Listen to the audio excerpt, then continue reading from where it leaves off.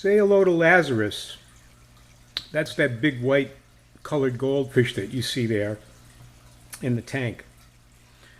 You may recall about a week ago when my wife and I came back from the basketball game.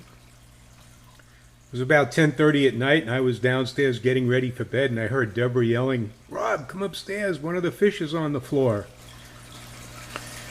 And I came upstairs and what I found was that Lazarus had propelled himself out of the tank, probably ended up bouncing off the table over here, and then flipping and flopping, ended up over here on the wood floor, about 7 feet away. I picked him up, and there were no signs of life. So I was ready to put Lazarus in a plastic bag and put him in the refrigerator until Saturday morning when I could go outside and bury him. Just as I was thinking about that, though, I saw a little movement of one of his gills and felt a slight tremor in his body. So rather than a trip to the plastic bag in the refrigerator, I put Lazarus back in the tank.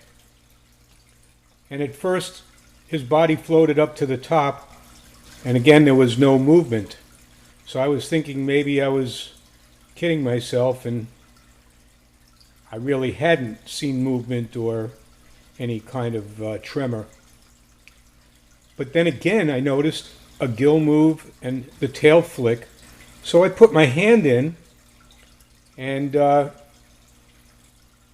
kind of pulled him down about 6-7 inches. And while holding him with one hand, I began lightly stroking his side and underbelly with the other hand.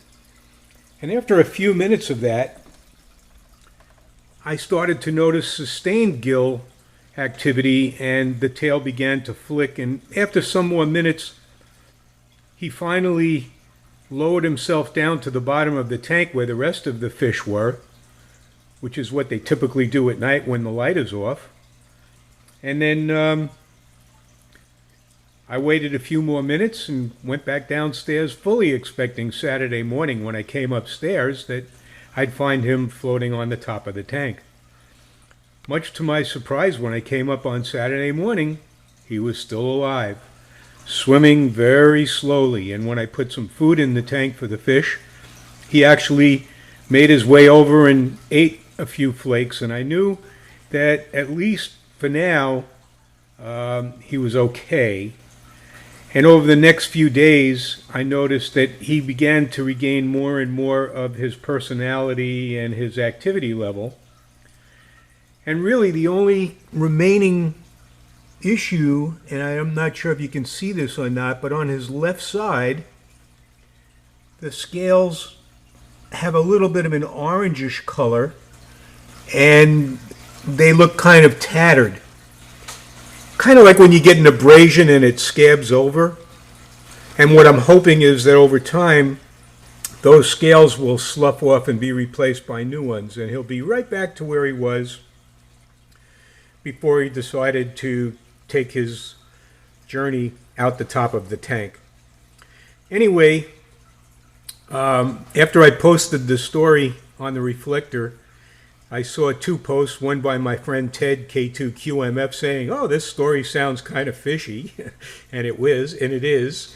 And Jim, who said, "What? No YouTube video?" So here we have a YouTube video and a fishy story, and I just wanted to let you guys know that this was real.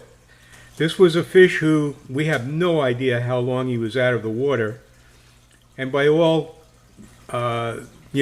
logic should have been dead.